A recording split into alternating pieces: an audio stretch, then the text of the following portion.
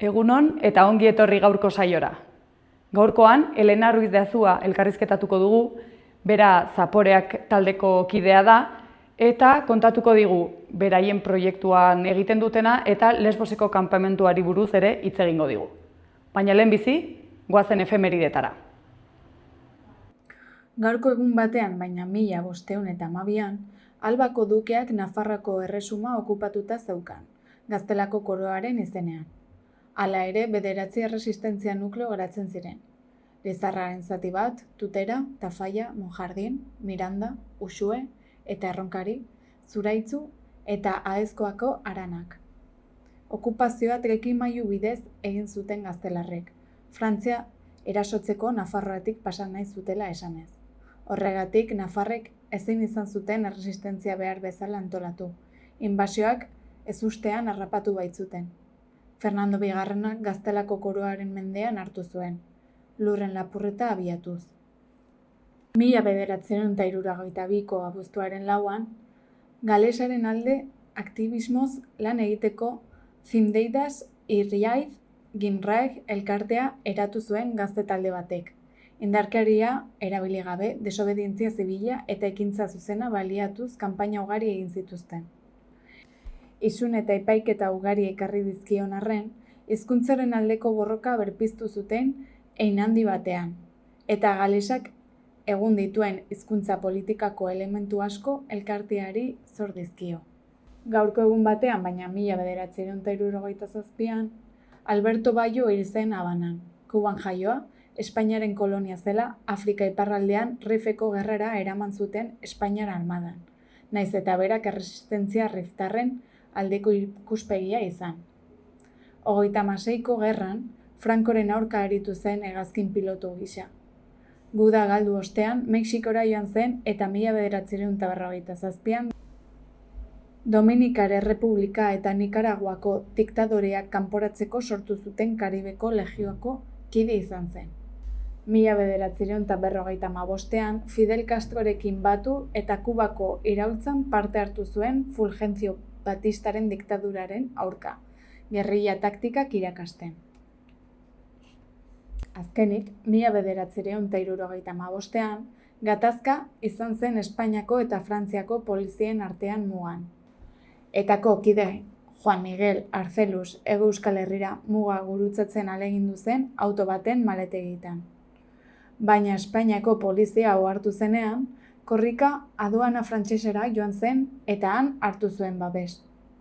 Espainiako poliziak muga gurutzatu zuen Arcelus atxilotzeko, baina horrek Frantziako poliziaren haserrea eragin zuen. Biharamunean mugako polizia frantsesek greba hasi zuten. Hilaren 9an, Baionan bildu ziren Espainiako eta Frantziako mugako autoritateak krisia bideratzeko. Eta orain, ikus dezagun aste honetako agenda.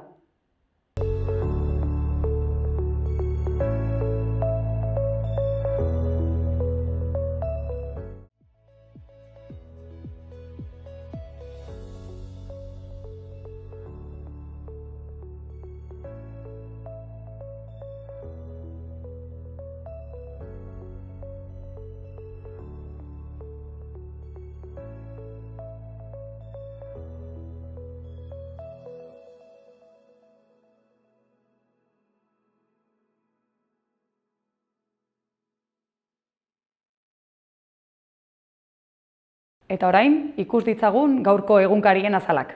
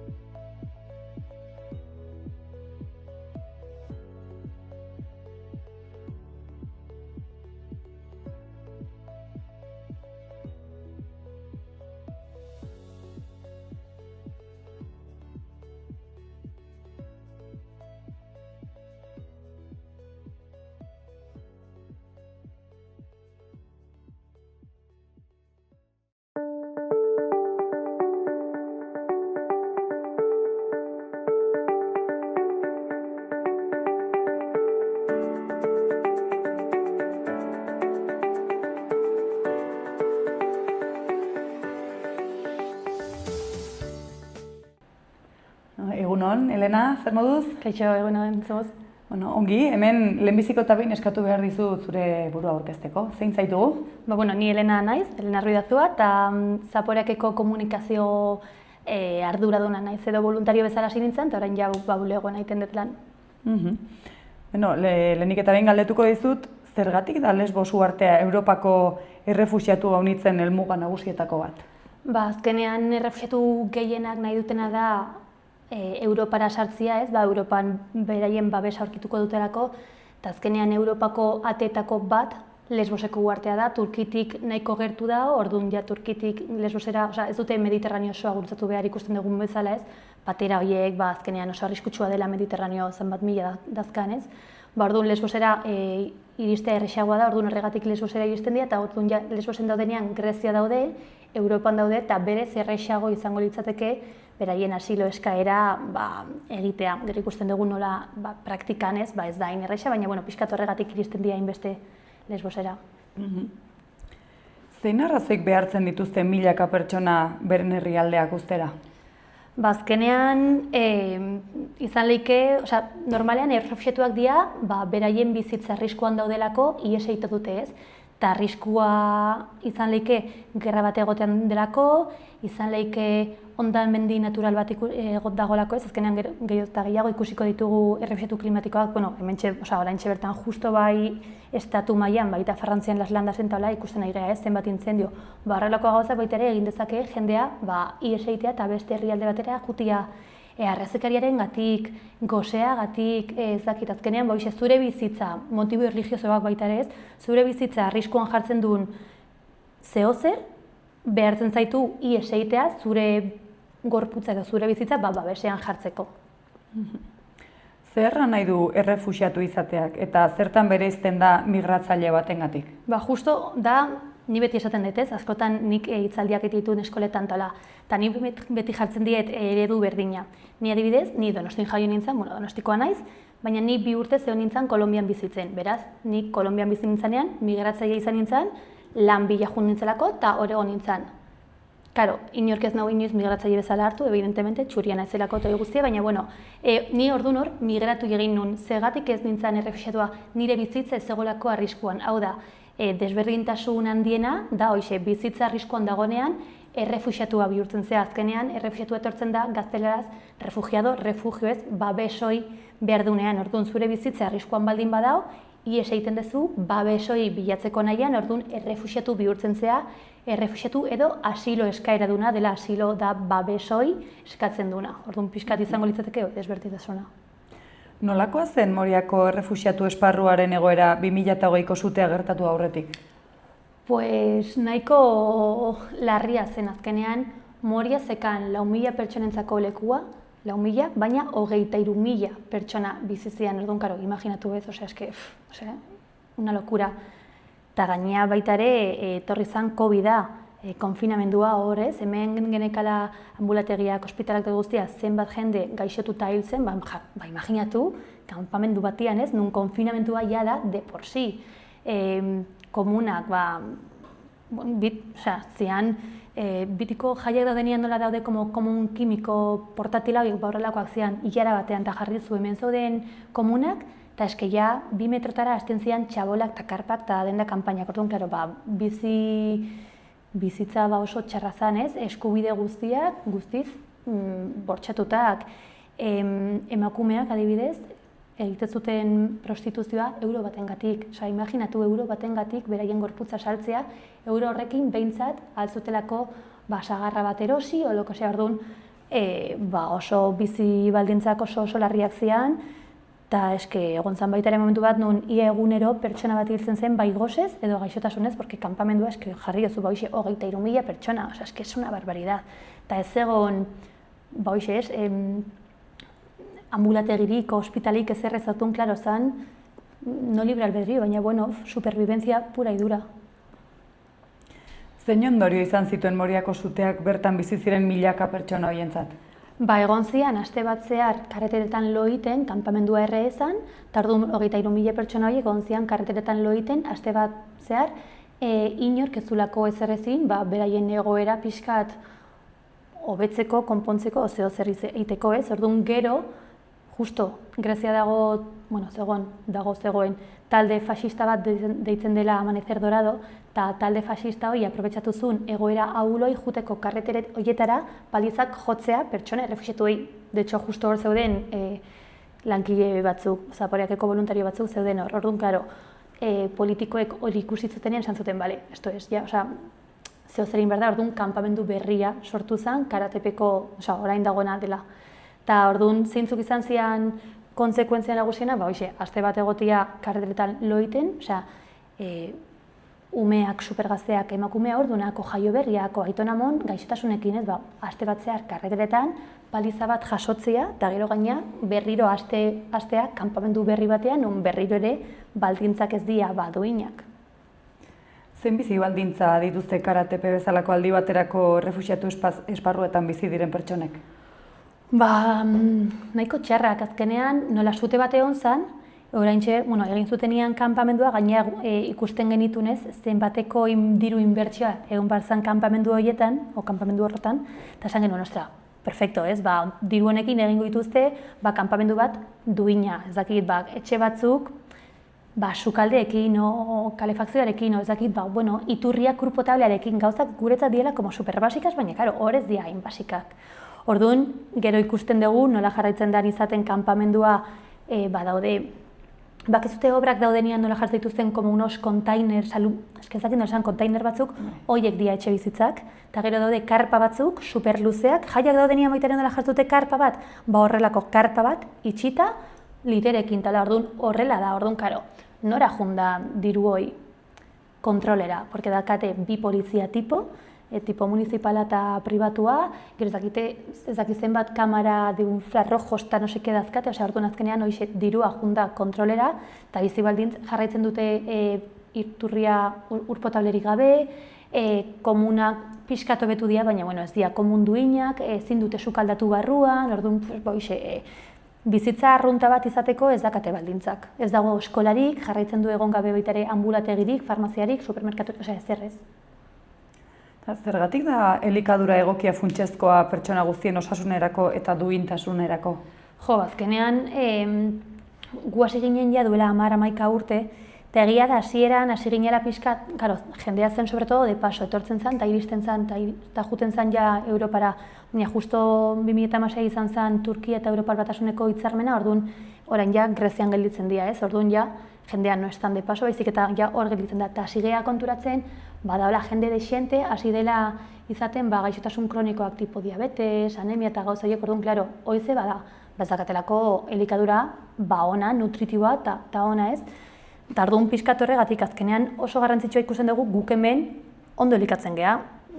Jangeletan, umeentzatola, oso garrantzitsua da, azkenean ez dut esan nahi gehala jaten deguna, baina oso garrantzitsua da ez, gure bizitzarako oso sontxu egoteko, eta orduan guk hemen nahi baldin badegu hoi guretzat, eta bilatzen dut baldin badegu guretzat, gure nahia da baita ere beste pertsonentzat izatea, eta azkenean eskubide da, orduan gu nahi deguna da, eskubide hoi garatzea eta bermatzea. Zein dira zaporeak erakundeak laguntzen dituen pertsona zaurgarrienak, eta zergatik ematen zaie lehentasuna? Orain egia da, kanpamendu guztiari algehala asetzen dugula, baina egia da, adibidez hoixez, 23.000 pertsona zutenean, gu ez genekan baliabideak hortak. Orduan nola egiten genuen?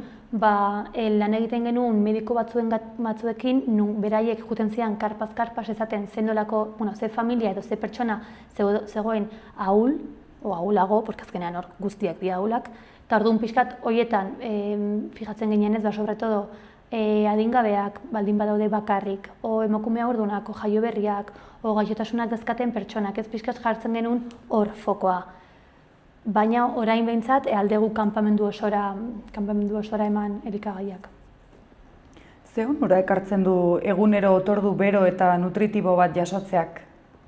Ze denbora. Ze onura? Onura. Karo, azkenean osasuntxuki, kristona, azkenean, bai gaixotasunentzat, bai mentalki eta guzti oso garrantzitsua da, ez pixkat, ez rutina, baina, pixkat gai hori dela hain basikoa, elikadura eta ondo jatea eske superbasikoa da, pixkat hori baldin badakate kubrituta erresagoa da, gero beraien egunerokotasunean arruntasunarekin egotia edo bai kirola egitea, o gripe bat izaten baldin badakate, pixkat osasuntsu baldin badaude erresago izango da, pixkat hori garatzea o superatzea. Nola laguntzen du zaporeak prestatzen duen janaria pertsona errefuxiatuen osasuna hobetzen?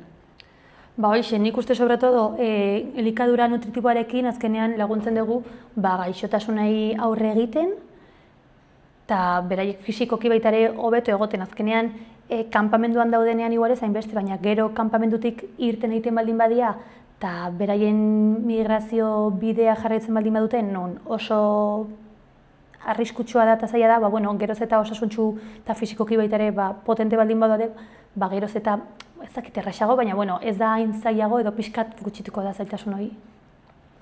Zergatik da garrantzitsua tokiko ekoizleei fruta, barazkiak eta haragia erostea? Claro, azkenean guk hemen egite ditugu elikagai bilketak eta horra eramaten ditugu, baina, claro, evidentemente, ferrian ezin ditugu barazkiak tola eraman, porque usteldu egingo dira ez, eta baita ere garrantzitsua iruditzen zitzaigun guk Grezian gaude, eta egia da Greziako langile edo lokal asko edo komertzio asko errefuxiatu krisia horrekin askok lana galdute olokseaz, orduan oso erresa da horri kritika egitea ez, eta esaten lo tipiko de eske hauek daude hemen, orduan nik lana galdu dut, orduan gu pixkat horren testigantzen kontra egiteko edo aurke egiteko, esaten bitu hau dago, baina eske bitu horregatik gu etorri gehiona eta gu aigea baita hemen gastatzen diru hoiz, azkenean nahi degulako elikadura lokal hori sustatu eta baita ere zuek izatea zeo zer ez, onura baita ere, azkenean, nik ulertzen dut, Lesbosen lehen ozan oso turistikoa eta turismo pila bat juten zen, eta orain ja ez da inbeste juten, orduan, komertzio asko, evidentemente, lanik gabe gelditu da, orduan nik ulertzen dut ez, beraientzat konsekuentzia oso negatibo izan duela, ulertzen dut, horregatik, pixkat saiatzen geha ez, pixkat kontra hori egiten, nahi bitu lan hau galdezu, baina bitu hemen beste aukera batzuk daude, eta saiatzen geha baita ere, lokalki pixkat onura edo konsekuentzia on horiek izaten. Zer nahi du kultura bakoitzaren ohiturak errespetatzen dituen sukaldaritza egiteak? Karo, gu jun ginenean, esaten genuen ez, elikadura duina, eta gainera eskubide bada. Eta jun ginen gure elikaduraekin, gure gastronomiaekin, gure dilista, gure makarroiak, noske, eta ostra jaten zuten, baina ez ilusiorekin, eta gazkoak igual gero zuten jaten, eta hasi ginen pentsatzen, eta klaro, evidentemente, gehienak musulmanak dira, beraz oso garrantzitsua da errespetatzea beraien erlijioa. Guk hemen ez ditugu hainbeste erabiltzen espeziak, kurkuma, komino eta guztia, beraiek orduan, gu nahi genuen, hemen adibidez Euskadin eta Euskal Herrian gainea ez, oso garrantzitsua da guretzat. Zeozertzak aguspatzeko, biltzen geha mai batean, eta jan egiten dugu, bazkatu egiten dugu, gure ospakin zuen zeozer zan, eta baita ere biltzeko eta elkartzeko orduan gu nahi genuen gure otorduetan, hoi baita ere ikustea ez, eta eramatea, orduan guretzat hori oso garrantzitsua zen, beraiek eroso eta pozik eta gustora jatea. Hortako, beraien erlijioa, tradizioa, ohiturak, gustoak, beharrak errespetatu guardia orduan horregatik, hori bilatzen, gure sukaldariak, gure Lesboseko sukaldariak, pertsona errefuxiatuak dira, beraiek dakitelako zer sukaldatu, zeintzuk, Ramadana denean ez, gu beti bukatzen dugu Ramadana, rezeta honekin, horrelako gauzak beraiek dakite, orduan guretzat oso garrantzitsua zen, beraiek gure proiektuaren parte izatea gauz horiengatik ez. Hoi galdetu behar nizun, nola laguntzen dute voluntarioek eta pertsona errefuxiatuek elkarrekin lan eginez indartzen ez, komunitatea? Nik hor oso positiboa ikusten dutatunean, bi partetatik ez, bai Euskal Herriko voluntarioa juten dienean, azkenean juten dira, eta beste realitate bat ikustu dute ez, azkenean begiak irekitza dituzte, ez mitiko del voluntariadez esaten dutenean jasodet gehiago eman baino ez, ez supermitiko, eta pixkat hola da azkenean juten zea, eta oso aukera polita da ikusteko eta ikasteko ez. Gero, evidentemente, bueltatzen zeanean, pixkat jarraitu behar dezu lan hortan ez, baina gero baita ere adibidez, pentsione errefuxiatuak sukaldean daudenean, kanpamendutik irteten dira, leku seguru batean daude, lan egiten dute, aktibo daude, Eta lortzen dute baita ere voluntarioekin, Euskal Herriko voluntarioekin lortzen dute sare bat egitea, non azkenean beraiek lortzen baldin badute asilo eta Euskal Herrira etortzen baldin badia, badakate sare sozial bat, non dute laguntza eskatu, pixkat ongitorri gehiago izan ez, azkenean bakigu zenolako bidaia eta gero etortzen dienean zenolako azaroa, problemak dazkaten, eta, behintzat hemen baldin badakate sare bat, asko zerrexago da ez. Orduan niretzat horregatik oso polita da ikustean nola sinergia horiek sortzen dira, eta azkenean, bai Iruñakoa, bai Gasteizkoa, bai Afganistanekoa izatea, guztiak berdinak gea, sukaldean berdinak gea, berdin zaigu nungo gean, sartzen gea eta gu gea, berdin dio voluntario, errefuxiatu langile lokesea, baizik eta gu gea, eta hortan egiten den sare edo erlazioa niretzat oso positiboa da. Zergatik da garrantzitsua erakunde desberdinek elkarlanean jardutea laguntza humanitarioan? Azkenean nik uste elkarrekin gehiago gehala. Bai elkarten artean, bai gizarte modun. Ni oso pro kolektiboa naiz, hau da, nik uste geroz eta jende gehiago zer batean baldin bagade, errexago izango. Azkenean bai gizartean, geroz eta pertsona gehiago, juten baldin bagea manifestazio batera o lokesea, geroz eta errexagoa da, hori buruz hitz egitea eta pixkat gauzak aldatzea, elkartetan berdin, azkenean guztiok gaude leku berdinean, guztiok nahi dugu berdina, eta gure artean errexagoa da, lanitea adibidez gu bankos de alimentosekin asko egiten dugu lan, gu igual jarri ezu bilketa bat egiten dugu, eta ematen digute ez dakizen bat litro esne.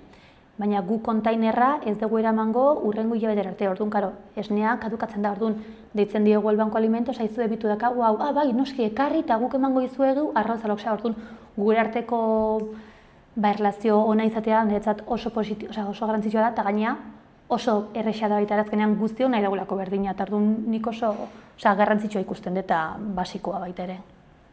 Nola bihur daiteke sukaldaritza elkartasunaren eta integrazioaren tresna? Nik uste gure sukaldea pixkat horren adibide oso polita dela azkenean interkulturalismoki ez, Afganistan, Kurdistan, Iran, Oiartzun, ez dakizu, dago mezkla bat superpolitatzu sartzen zea sukaldean, eta igual dakazu, jo kese, Maruxaseko abesti bat, urrengoa da un rapero irani, urrengoa da berriro euskeraz, hor musikalkia sortzen den kultura hori supertxulo da, oso polita da, orduan hor ikusten da azkenean baita ere sukaldean guztiok, igual norbaitekin ez da ulertzen ez dakilako ingelesa loksea, baina gestualkia, kutsillo ez dakiz, netzat oso erlazio eta egoera politak eta divertigarriak baita ere sortzen diez, orduan netzat oso adibide hona da, non azkenean nahi degunean ulertu gure artean eta intentzioa ona baldin badago, eske alda. Zer egin dezake pertsona batek diru ekarpen handirik egin gabe ere errefuxiatuei laguntzeko? Ni hor beti esate ditut 3 gauza egin daitezkela. Lehenengoa, errexena, la tipika da, doaintza bat eman, izan leike bai 5 euro, izan leike arroz pakete bat. Hoia, guri laguntzen gaitu pila bat. Bigarrena izango litzateke voluntarioa izatea, bai Greziara jutea sukaldera, bai Euskal Herrian biltegiak egiteitugunean, bilketak, o ekitaldiak, pintxopote solidarioa, adibidez hemen San Ferminen egin genuen pintxopote solidario bat baita ere en la feria de ganadería, orduan, egiten dien aktibitateetan ez, parte hartzea, o biltegian, gero laguntzea antolatzen gauzak, orduan, hor baita ere laguntzen du, eta ez baldin badakazu denbora, voluntario izateko, ez baldin badakazu dirua doaintzen bateko, o arroza erosteko guri mateko, hitz egin, honi buruz hitz egitea, azkenean geroz eta kontzientzia gehiago sortzen baldin badegu, geroz eta gizarte kontzientziatu bat izango dugu, beraz geroz eta erreixago izango da pixkat gauzak aldatzia. Zergatik da garrantzitsua gizarteak errefuxiatuen egoeraren berri izatea? Ez baldin bakigu zer gertatzen den, ezin dugu ezer ezin gauzak aldatzeko, eta oso garrantzitsua da.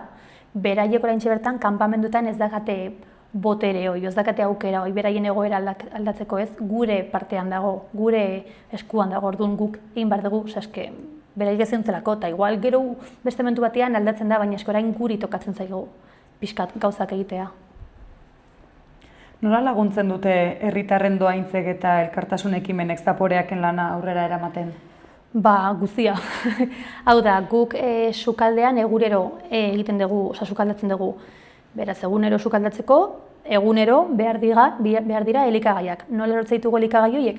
Hemen Euskal Herritikan bilketak egite ditugulako.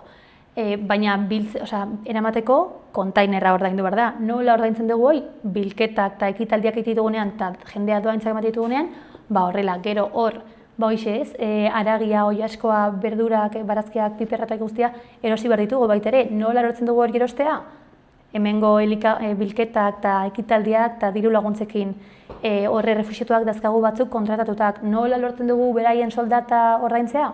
Hoxe berdin ez, hemen egiten dien ekitaldiekin, hemen voluntarioak o bazkideak emaite dituzten doaintzekin, eta orduan oso garrantzitsua da Grezia funtzionateko Euskal Herria aktibo egotea eta hoxe, aktibo egotea. Ze eskubide dituzte pertsona errefuxiatuek nazioarteko legediaren arabera? Pues, pertsona guztiok dazkagun eskubideak, adibidez.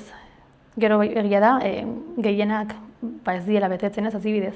Guk hemen daukagu eskolara joateko eskubidea ez, beraiek baita ere, evidentemente, baina ez dakate eskubide hori bermatuta azkenean umeak ez dira eskolara joaten.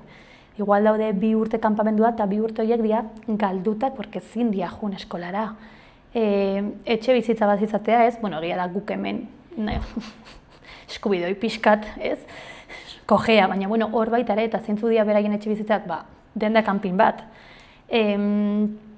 Beraien erlijioa eramateko baita ere, ez dakate, eskok ez dakate, ni una mezkita, ni una iglesia zer ez hor gertu, orduan, dazkate, guk bezalako eskubide, ez errefuxiatu izateagatik baizik eta pertsona izateagatik dazkate eskubide gu bezalakoak, eta ia gehienak dazkate bortxatutako ezin dituzte izan.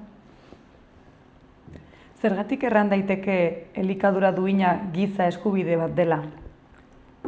Bizitzeko behar delako. Azkenean gu ezin dugu pertsonak gehan ez, elikagaia behar dugu, elikatzen geha, orduan, behar basiko bat da, beraz eskubideak kubritzen du, azkenean eskubide horiek kubritzen dituztelako ez, gu gizakiok bezala ze gauzak behar ditugu, pixkat kubrituta egoteko, eta horregatik, bizitzeko behar da elikagaia. Ze sentitu dezake etxea, familia eta segurtasuna utzi behar izan dituen pertsona batek? Bitu, ni hor, azkenean, ni hasi nintzen voluntario bezala, egia da orain lan egiten dara, baina ni zaporeakekin daramatzat hasiera-hasieratik 10-11 urte. Eta askotan galdetzen diate gauza hauek, eta karo, nik gero nagoenean bereiekin baita ere hitz egiten dut, eta nik usteet ezin dudala inoiz ulertu, ez da imaginatu zenolako sentimenduak, zenolako gauzak sentitzen dituzte, azkenean hoxe. Zure etxetikan, iesin, guztia utzi. Familia, igual, depende ze familia gazu, igual ez zu berriro ikusten, o igual bide hastezea, eta ezakit amarekin egitezu, eta mailtze dute, zuri bortzatzen zaituzte, nik ezin dut ez da imaginatu ze bizi eta ze sentitzen dute, porque, karo, ni super privilegiatua naiz hort, ni Donostin bizi naiz. Orduan ezin dut imaginatu, eta naiz eta bereekin hitzein, eta kontate izutetela, baina ezin dut ulertu, nik ezin dut nire gorputzen bertan sentitu, porque por suerte ez dut hori bizi. Nola eragin dezake pertsona baten osasun fisikoan eta emozionalean bizi baldintza txarrek? Adibidez, azkeneko 5 urte hauetan, lehen zegoen Lesbosen elkarte bat, non jarri zuen fokoa salud mentalean, eta kristona zen zenbat depresio, zenbat ansietate, zenbat autolesio dutela, porque evidentemente azkenean daude oso egoera latza batean, eta askok ez dakate beste forma bat, beraien mina edo ateratzeko, eta inbesteko mina dakate, de hecho, behin gogoratzen naiz, zegoela pertsona bat kanpamenduan, eta da supertipiko horrezate dute baita ere askotan, hau hemen, jakinda nola izango zen hemengo bizitza, nahiago nuke Siriako bomba batean hiltzea. Orduan dako, ostras, ze nolako konsekuentziak mentalan airea permititzen edo ez, hori esateko. Zer ikasi dezakegu zaporeaken lanetik elkartasunari, giza duintasunari eta lankidetzari buruz? Nik uste, behintzat nik juten naitzenean sukaldera, eta baita gero hemen ekitaldiak egite dugunean ez, nola badao jendea jarraitzen duela pixkat honi buruz hitz egiten eta pixkat hontan lanian ez. Azkenean, sukaldean sortzen dian erlazio horiek nahitzat oso inspirazionalak edo dira ez, oso politak dira eta asko erakusten diate nola, hoxe naiz eta igual juten da hemengo, urretxuko herritar bat, eta dago Kurdistaneko gizon batekin, ez dute ingelesa hitz egiten beraien artean, baina nahi dutenean ulertu, ulertzen dira. Eta azkenean, naiz eta bat hemengua izan eta bestia ez, labana elkarrekin erabiltzen dute, ogia elkarrekin dute, osea, nahi degunean oso ondera maten geha, orduan behar dena da intentzio hori ez, eta pixkat hortan jartzea lana, hemen etortzen dienen baita ere ongitorri egitea, integrazio hori ematea ez da intzaia, osea, bakit infrastruktura behar dira ez, eta baliabideak behar dira, baina nahi dagoenean edo intentzioa dagoenean, eske gauzak aldia aurrera atera. Zergatik da garrantzitsua pertsona errefuxiatuak laguntzaren hartzaile izateaz gain proiektuetan parte hartzaile aktibo izatea? Azkenean kooperazioan beti esaten zen ez, leheno zegoen historia mitika de pertsona bati arraia eman edo kaina eman, ez? Azkenean erakutsi behar diozu, kaina gero bera independiente izatea, pixkat hontan berdina da, azkenean beraiek ezin baldin bazian gure sukaldeko parte izaten da superasistenzialista, azkenean toria ni txuria bezala emate dizut, otordua ez, beraiek gure proiektuaren parte izan behar dira, beraiek dakitelako nola sukaldatu, beraiek dakitelako guztia, ez, kanpamentuan daude, eta hor daude orduan oso behar, osea, eske, ezin da beste egoera batean egin, orduan niretzat hori superkleabea da, asistentzialismo edo kolonialismo hori ez egitea, eta beraiek gure proiektuaren parte izatea, beraiek partea oso aktiboa daitezke, osea, eske beraiek beraien herrialdean, zian medikuak, zian irakasleak, zian sukaldereak, osea, gu bezalakoak dira, orduan, guk eman behar diogu baita ere aukera hori ez, beraien aktibitate hori jarraitzeko, eta baita ere beraiek bezala, baliagarriak diela sentitzea eta aske dialako. Baliagarriak eta nola baita ere beharrezkoak ez, beraiek zuentzat eta zuek beraientzat. Guztiz, osea, ezke, una cosa sin la otra ez da existitzen, orduan, bai. Bueno, eta bukatzeko, zer egin genezake gure herrian edo eskolan errefuxiatuei buruzko kontzientzia eta elkartasuna sustatzeko? Niretzat oso garrantzitsua da, honi buruz jarraitzen hitz egitea. Izan leike honi buruz, izan leike Palestin, osea berdin dio, baina hitz egin behar da honi buruz. Azkenean ez egin bat dugu hitz egiten, hasten zaigu, eta azkenean, no? Azten baldin bezaigu, hor gelditzen da, jo no lo veo, hitz egin behar dugu kontzientzia hartu. Urrengo urtean irakaslea klase batean esaten baldin badu, bitu, urrengo kurtsoan etorriko da, berdin dio, ez dakin hork, etortzen dela errefuxiatu kanpamendu bategatik. Karo, igual daka, 2 o 3 urte gehiago azkenean, ez, gure lan zein da ongietorri ematia ez, laguntzia eskolara juten, supermerkatura, parkean gaudenean jolasten, jolasak esplikatzea, azaltzea, ongitorri ematea eta integrazioi gure artean baita ere garatzea, porque gure beharra da. Azkenean ni beti esaten dut ez, pertsonen eskubidea dela ihes egitea eta errefuxiatu bihurtzea, estatuen beharra da babes hori ematea ez, asilo hori bermatzea, baina pertsonen beharra da baita ere eta gure beharra da ongietorri eta integrazio hori ematea azkenean gu gehalako herria eta gurekin egongo dira, beraz, gure lana edo gure etxeko lanako iria baita ere. Bueno, mezu honekin bukatuko dugu, mila esker, tarte bat eskaintzeagatik eta hitz egiten jarraituko dugu. Mila esker zuei. Ireki zeure negozioa martxan dagoen baten abantailekin. Negozio bat ireki nahi duten pertsonak eta berea esku aldatu nahi dutenak elkartzen ditugu. Laboral Kutxa.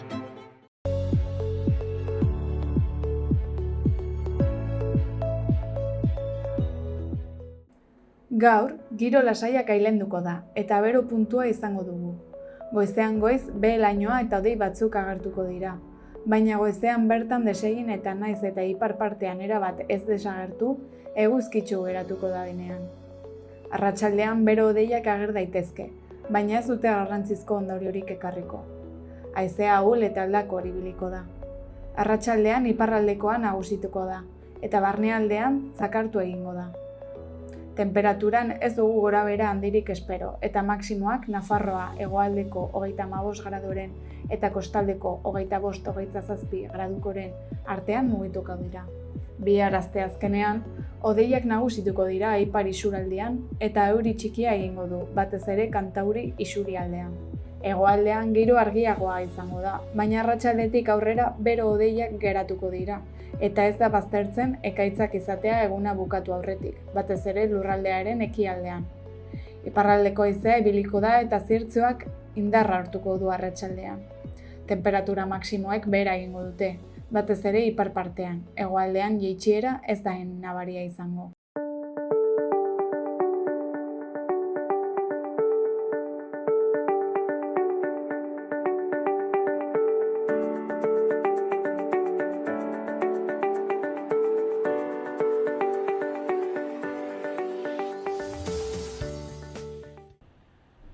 Honaino gaurko saioa, espero dugu zuen gustukoa izatea eta hurrengora arte. Ongi izan.